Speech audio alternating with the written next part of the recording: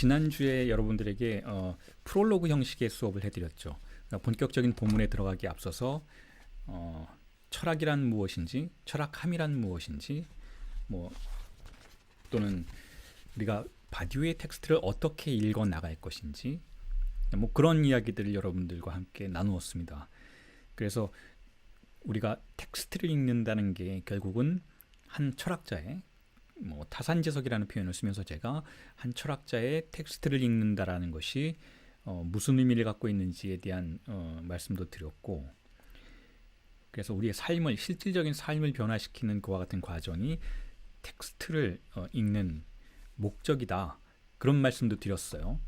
그래서 일종의 책먹기라는 개념도 여러분들에게 소개를 해드렸죠. 책먹기라는 단어는 물론 성서에 나오는 단어이지만 락강이 또한 표현했던 용어이기도 하고, 제가 책을 읽는 방식이고 또한 여러분들에게 제안드리고자 하는 방식이기도 하다라는 것, 그런 이야기를 말씀을 드렸어요.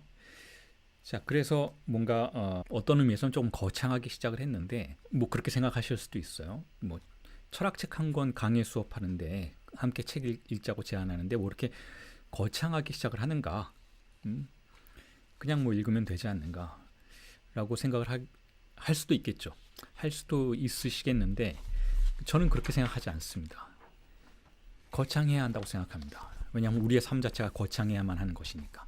유일한 삶인 것이잖아요. 여러분들의 존재 유일한 존재인 것이고, 그러니까 그 누구의 것보다 중요한 것이고, 마치 하나의 예술작품처럼 가꾸어져 나가야 하는 것이기도 하고, 또한 돌보아야 하는 것이기도 하는 어떤 삶의 어떤 상식적인 쾌락을 위해서, 실질적인 만족들을 위해서 돌봐줘야만 한다라는 의미에서 말씀드리는 그런 돌봄의 개념이 아니고, 존재를 돌본다는 의미에서의 개념인 것이죠.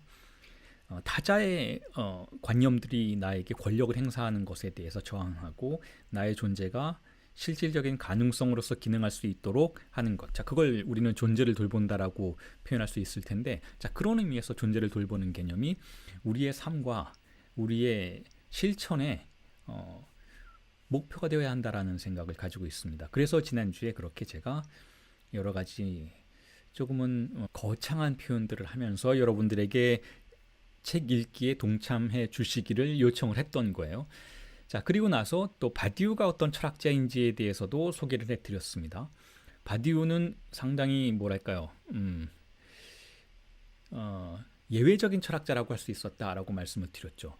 바디우라는 존재가 사실은 20세기 철학사에서 잊혀질 뻔한 존재였다, 그렇게 주목을 받지 못하는 존재였다라는 말씀을 드렸고, 여러 가지 방식으로 바디우는 뭐랄까요, 항상 예외적인 존재로서의 위치를 고수하는 그런 인물이었다라는 소개를 해드렸어요. 그래서 바디우가 왜 공산주의를 주장을 하는지, 혹은 왜 자신의 정치적인 어떤 실천의 포지션을 남들과 구별을 하는지, 때로는 어떤 의미에서는 좀 시대에 뒤떨어진 것처럼 보이기도 하고, 또 어떤 의미에서는 굉장히 앞서가는 것처럼 보이기도 하는 그와 같은 문제 제기적인 행보들을 바디우가 보여주었다라는 이야기를 해드렸죠. 자, 거기에 대해서 제가 하나의 에피소드만 더 덧붙이자면, 바디우가 어떤 사람이구나라는 여러분들의 이해가 조금 더 선명해질 수 있을 것 같은데, 자, 이런 일이 있었어요. 바디우는 파리 8대학 교수였죠. 파리 8대학 철학과 학장이죠. 학장이기도 했고, 자, 그런데 그래서 이제 파리 8대학의 교수들, 대학 교수들은 대부분 바디우의 제자들이 많이 있습니다.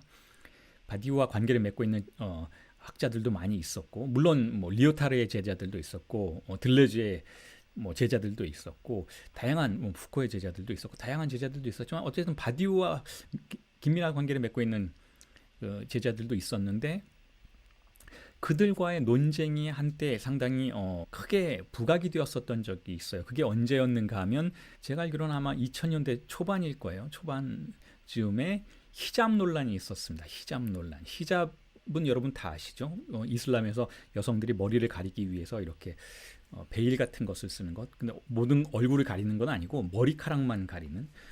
자, 그런데 이 히잡에 관련해서 사실은 정부에서 프랑스 정부에서, 그때도 사회당 정부였던 것으로 제가 기억을 하는데, 프랑스 정부에서 공공장소에서 금지하는 그와 같은 법률을 통과시키려고 했었어요. 자, 그런데 대부분의 파리 8대학 교수들은 그 히잡 논란과 관련해서는 찬성을 했습니다. 그 법을 통과시키는 것을 찬성을 했습니다. 여러분들은 어떻게 생각하시는지 모르겠어요. 이슬람의 여성들이 자신의 머리를 가리는 두건을 베일을 쓰는 것을 공공장소에서 금지하는 법안.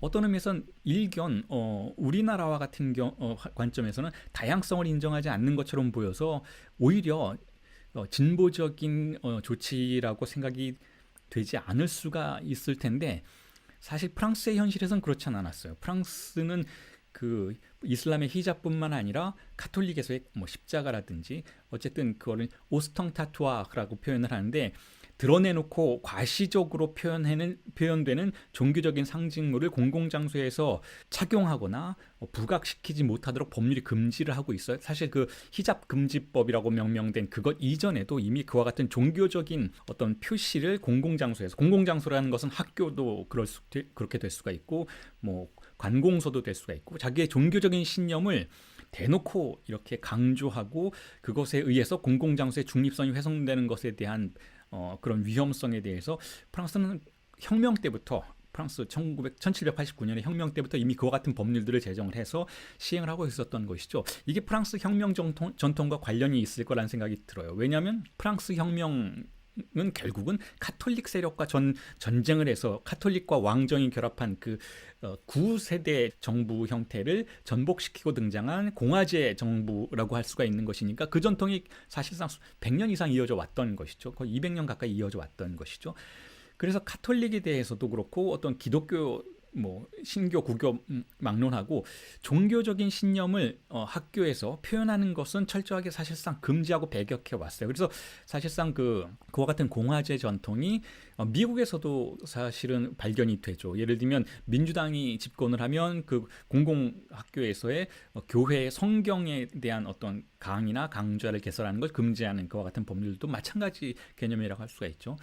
사실상 기독교가 아닌 다른 학생들도 있을 텐데 예를 들어서 학교가 공립학교일 경우에 그 기독교에 대한 어떤 뭐 의무를 강제한다든지 학점을 성서 해석에 관련된 학과를 들어야만 통과할 수 있는 방식으로 체제를 만든다든지 하는 것에 대해서 반대를 하고 있는 것이죠.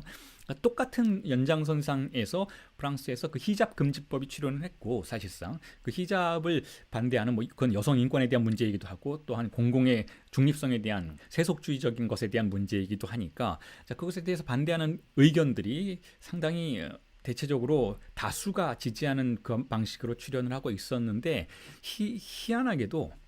기이하게도 알랑바디오가 그것에 반대를 했어요. 히잡 금지법에 대해서 나는 반대한다. 그거 금지하면 안 된다라고 반대를 했어요. 그러면 일견 보면 알랑바디오는 이게 포스트 모더니스트구나 라고 생각할 수도 있겠죠. 포스트 모더니즘은 뭐예요? 다양성을 중시하는 거잖아요. 다양성을 중시하고 각자의 종교적인 전통 속에서 각자의 문화를 이끌고 살아갈 수 있도록 하는 그 같은 다양성을 중시하기 위해서 바디우가 그렇게 이야기를 했구나라고 우리가 오해할 수 있는데 전혀 그렇지 않다라는 거예요. 바디우와 사실은 르몽드지인가요? 거기에 그 바디우의 제자들로서 혹은 그 파리 대학의 교수들이 올렸던 글과 거기에 대한 반박의 바디우 글들을 이렇게 살펴보면 전혀 그와 같은 다양성의 중시 때문에 히잡에 관련된 그 권리를 바디우가 주장했던 것이 아니라는 것을 알 수 있어요. 바디우는 뭐라고 이야기하는가 하면 조금 완전히 다른 차원에서 다른 층위에서 이야기를 하고 있죠. 무슨 이야기인가 하면 결국은 지금 자본주의 사회에서 상품 자본주의 사회에서 모든 여성들이 자신의 신체를 성상품화할 것을 강제받고 있다는 거야. 은연중에 암묵적으로 혹은 무의식적으로 모든 여성들이 미디어에서 노출을 하고 그 노출 속에서 자신의 신체를 성적인 상품화할 것을 아주 어린 시절부터 학습당하고 있는 그런 어떤 세태를 비판을 하면서 종교적인 신념도 결국은 진리에 대한 신념인데 그 진리에 대한 신념에 근거해서 자신의 머리카락을 자신의 신체를 그러한 상품화에 노출시키지 않을 수 있도록 무언가로 가리는 권리를 빼앗지 말아야 한다라는 상당히 다른 층위에서의 히잡에 대한 지지의 의견을 밝혔던 그와 같은 논란이 한때 있었어요.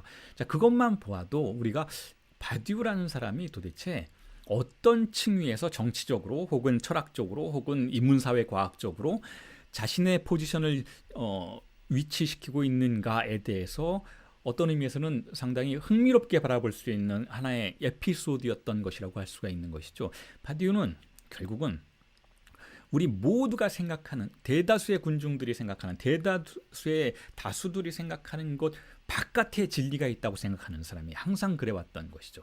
그래서 모두가 믿는, 모두가 협약하는 것 말고 새로운 무언가가 존재하고, 새로운 어떤 진리가 존재하고, 자, 거기까지라면 포스트 모더니스트들하고 별 차이가 없는 것이죠. 상대주의자들하고 별로 차이가 없는 것이죠. 다수가 믿는 게 전체가 아니다, 소수가 믿는 것도 진리이다 라는 수준까지만 간다면 사실은 상대주의자라고 할 수가 있는데, 그걸 넘어서서 바디오는 이 소수의 신념이 언젠가는 다수를 전복시키고 다수에게 받아들여져서 다수적인 패러다임을 지배하는 새로운 진리로서, 새로운 어떤 종류의 이데아로서 기능할 것이다 라는 믿음을 갖고 있는 사람이라고 할 수가 있어요. 그래서 그런 부분들, 그 바디우가 가지고 있는 아주 독특한 차원의 어떤 그 포지션들을 제가 이 강의 수업을 진행시켜 나가면서 하나둘씩 여러분들에게 소개해 드리는 방식으로 바디우의 현재 진행형인 그 사유의 흐름이 결국 그의 이론과 어떻게 맞닿아 있는지를 분석해 드리는 방식으로 강의를 해 드리겠습니다. 자, 그리고 나서 여러분들에게 오늘 말씀드릴 내용은 이렇습니다. 아직 이제 본문 강의의 수업으로는 들어가지 않고 있는데 조금 뒤에 이제 들어갈 예정인데, 자, 이렇습니다. 자, 존재론. 자, 존재론에 대한 문제가 결국은 바디우의 철학의 본질이다라고 말씀을 드렸으니까 존재에 대한 이야기를 일단은 다시 짚어나가면서 수업을 진행하도록 하겠습니다. 자, 존재라는 것은 있음의 문제인 것이죠. 있음. 그런데 이 있음에는 두 가지가 있다라고 여러분들이 이해해 보시면 좋을 것 같아요. 있는 것에는 두 가지 유형이 있다라고 생각하시면 될 것 같아요. 그 두 가지 유형을 여러분들이 염두에 두시고 제 수업을 따라오신다면 바디우가 말하고 있는 존재가 무엇인지에 대해서 조금 더 명백하게 이해하실 수가 있어요. 자, 있음엔 두 가지가 있는데 시차가 다른 있음이 있다라는 거예요. 시차가. 두 가지의 있음의 시차가 다르다라는 것이죠. 첫 번째 있음은 지금 여기에 있는 것을 말해요. 있음. 지금 여기에 있는 것. 있음. 현재인 있음인 것이죠. 그리고 두 번째 있음은 도래할 있음을 말하는 것이죠. 두 가지 존재의 있음이 있다라고 기억해 놓으시면 수업을 따라오시는데 그렇게 무리가 없을 거예요. 두 가지의 존재의 유형이 있다. 혹은 존재란 어떤 시차에 따라서 이미 존재하는 것이 되기도 하고 도래할 것이 되기도 한다 라고 생각하시면 돼요. 이 두 개가 그리고 대립한다 라는 거예요. 이미 존재하는 것은 하나의 관성을 구성함으로써 도래할 존재가 도래하지 못하도록 방어한다. 자, 이렇게 대립하고 있다 라고 생각하시면 될 것 같습니다.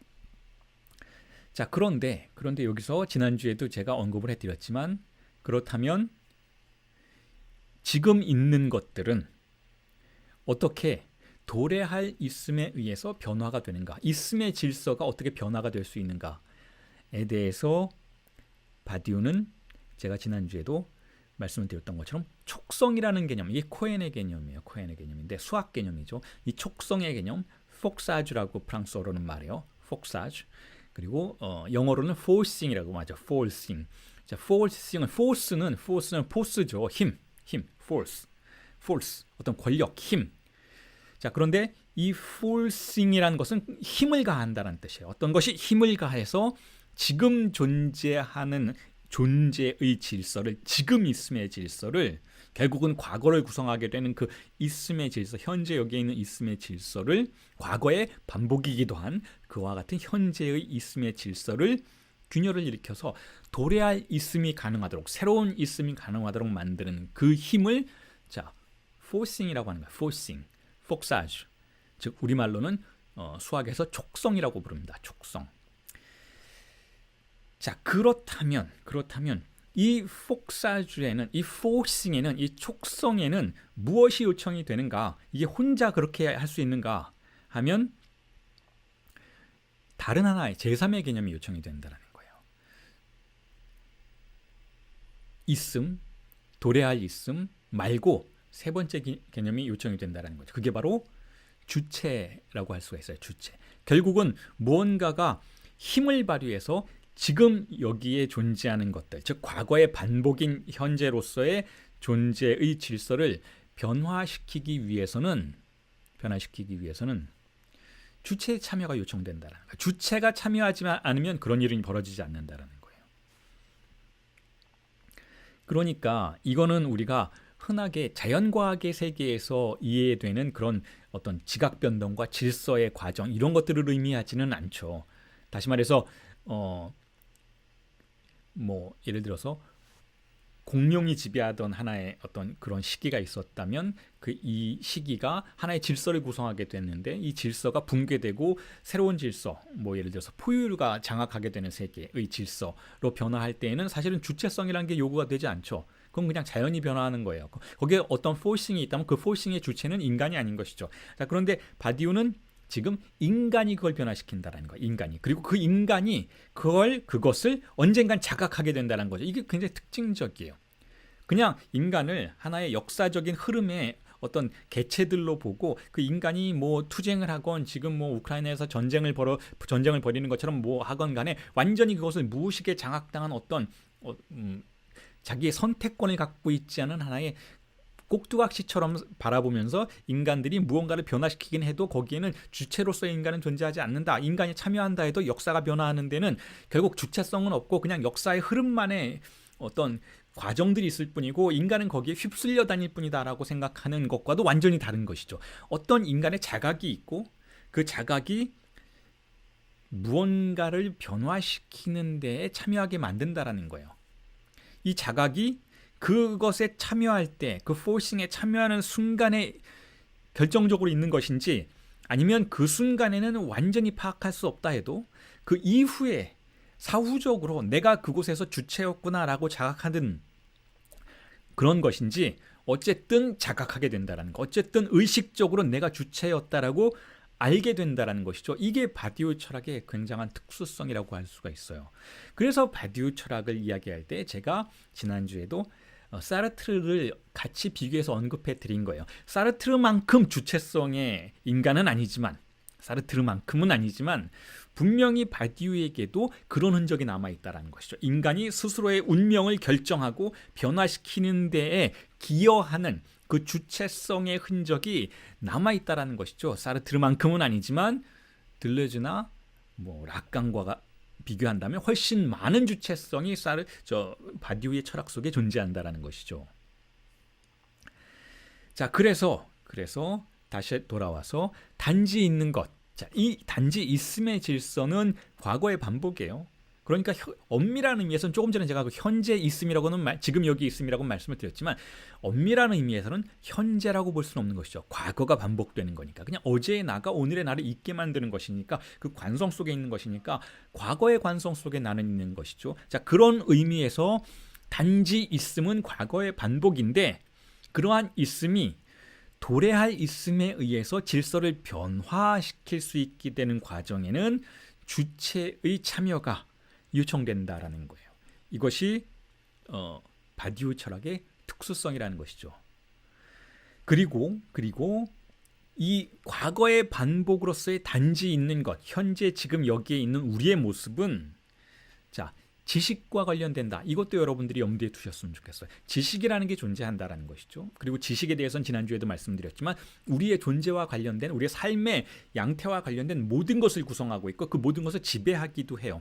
지식이라는 것은 무구한 것이 아니고 하나의 권력을 구성함으로써 그 지배적인 지식이 우리의 삶과 우리의 존재의 문제들을 결정하는데 철저하게 개입한다라는 것이죠. 자, 그런 지식과 관련한 것을 결국은 이미 있는 것의 세계라고 말한다면 이 이미 있는 것의 세계, 이미 있음의 세계, 단지 있음의 세계는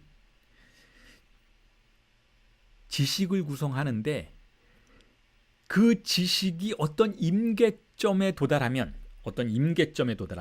붕괴의 지점에 도달하면 즉 자신의 속성을 변화시켜야만 하는 어떤 한계점에 도달하면 즉 초과하는 순간에 도달하면 그때 사건이 일어난다라고 바디우는 설명하는 거예요. 그때 사건이 일어나고 그때 그 사건의 진리의 이름이 명명이 된다면 그때 주체가 참여하게 된다는 것이죠. 자, 그래서 주체와 주체성과 진리는 이미 존재하는 존재의 세계와 어떤 의미에서는 대립되는 것처럼 보여요.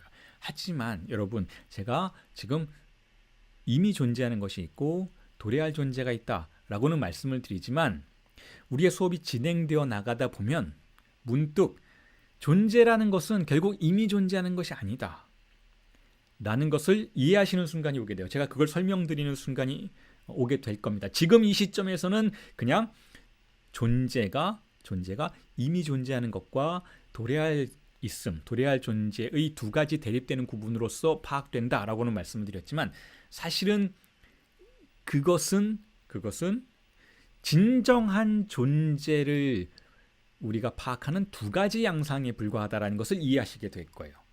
진짜 존재는 지금 살짝 말씀을 드리면 진정한 존재는 진정한 존재의 속성은 진정한 존재의 모습은 공백이에요. 그런데 이 공백을 다루는 두 가지 태도에 의해서 존재가 두 가지 양상인 것처럼 우리에게 나타난다는 것이죠. 공백을 어떻게 다루느냐에 따라서 공백을 등지고 있어요.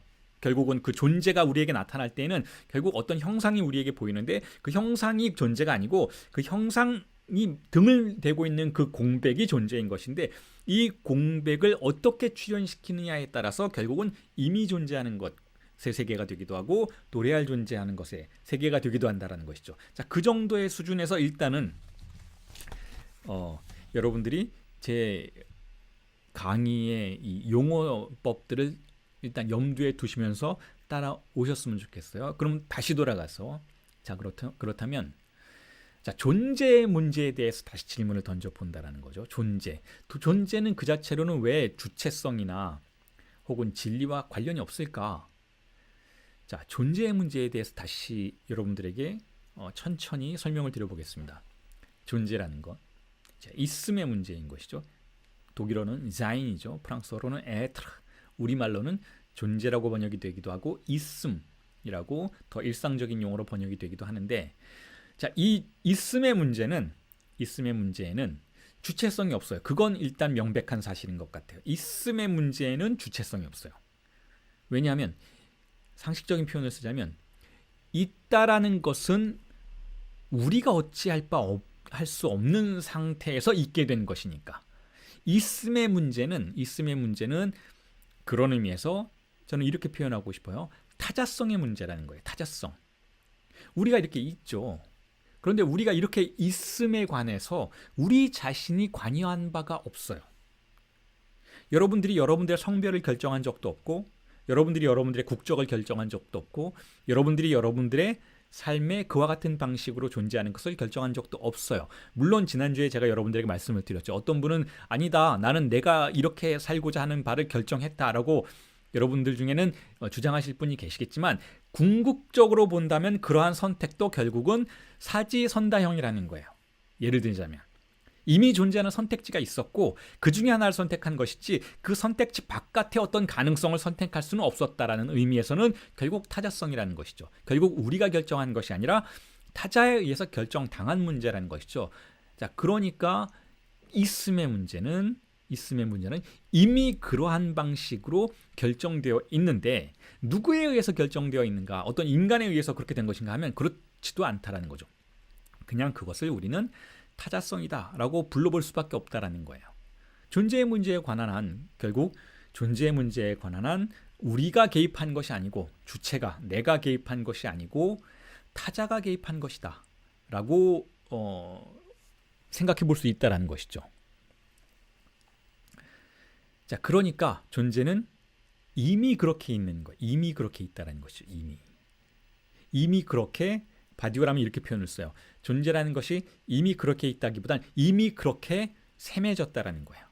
셈해진다. 이 표현은 이제 이후에 바디오의 본문을 함께 읽어가시면서 자주 만나게 되실 표현이긴 한데, 셈해지다는 하나로 셈해지다라고 표현을 해요. 꽁떼 뿌앙이라고 표현을 하죠. 꽁떼 뿌앙이라고 표현을 하는데, 하나로 셈해진다라는 뜻이에요. 하나로서.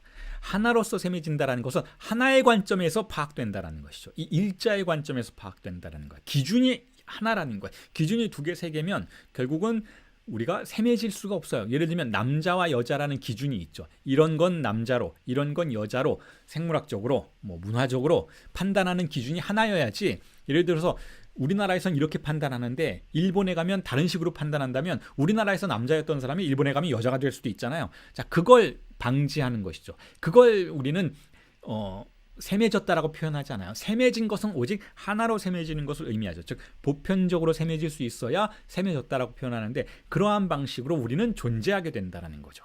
존재하게 된다라는 거예요. 물론 때로는 이 존재함에 있어서 혼란을 겪기도 하죠. 예를 들면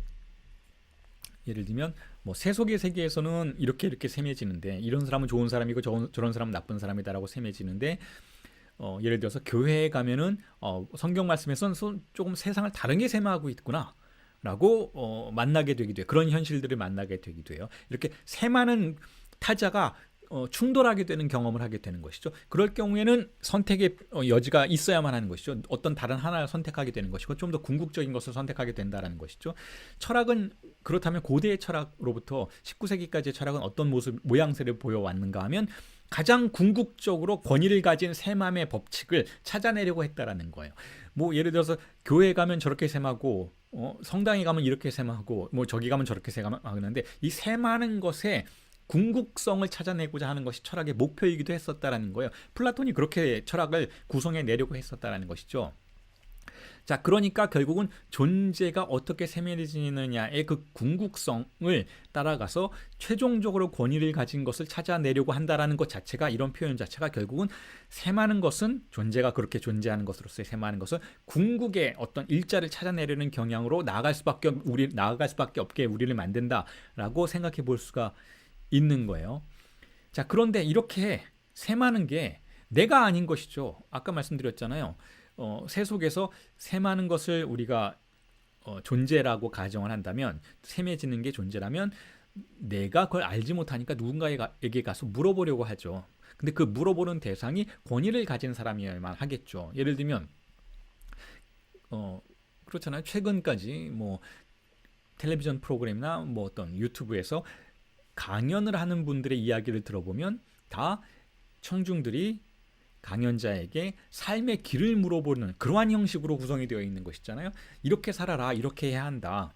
뭐 보통의 강연자들이 이렇게 살아라 이런 말씀을 하시는 것이잖아요. 뭐 공부를 내가 굉장히 많이 했는데 공부해봤더니 이렇더라. 뭐 내가 뭐 삶을 살아봤는데 뭐 한 100살 살아봤는데 이렇더라. 자, 내가 살아보니까 알겠더라. 그러니까 이 모든 게 뭔가요? 다 권위를 가진 자, 권위를 가진 셈하는 자에게 가서 내 존재를 어떻게 셈해야 할까요? 라고 질문을 던지는 과정과 마찬가지인 것이잖아요. 마찬가지로 세속에서 그렇게 되지 않으면 이제 어딜 가나요? 교회에 가는 것이죠. 신에게 그 답을 구하는 것이죠.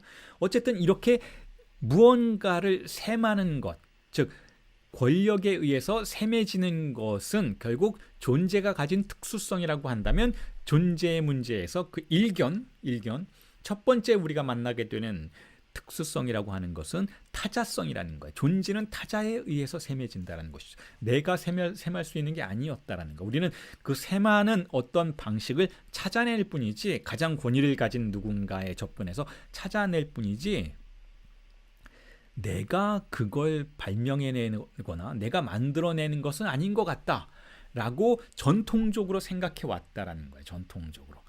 물론 이제 20세기에 들어서는 그렇게 생각하지는 않지만 자, 그래서 존재의 문제와 관련해서는 주체성이 개입할 여지가 없는 것처럼 보여요. 주체성. 내가 개입해서 무언가를 할 수 있는 게 없는 것처럼 보여요. 기껏해야 내가 개입한다면 권위자를 찾아내는 것이죠. 가장 정확하게 존재의 문제에 대해서 명백하게 해결해 줄 수 있는 누군가를 찾아내는 것이죠. 자, 그런데 바디우의 철학은 달라요. 바디우의 철학은 있음의 질서, 이런 존재의 문제에 관련해서 있음의 문제가, 존재의 문제가 조금 전에 말씀드렸던 것처럼 주체성의 영역으로 넘어오는, 자, 그와 같은 방식으로 존재를 다루기 시작한다라는 거예요. 존재 문제. 존재가 결국은 타자성이 아니고 주체성의 영역으로 어떻게 넘어올 수 있는지를 탐사하기 시작한다는 것이죠. 그리고 그렇게 명명을 해요. 존재가 타자성의 영역에서 주체성의 영역으로 넘어오는 이 도약을 진리라고 부른다는 거죠. 이거 진리 사건이라는 거예요. 이게. 그러니까 그저 무언가가 있다라는 수준이 아니고 내가 참여하는 방식으로 있다라는 수준으로 존재의 문제를 새롭게 다루기 시작한다는 것이죠.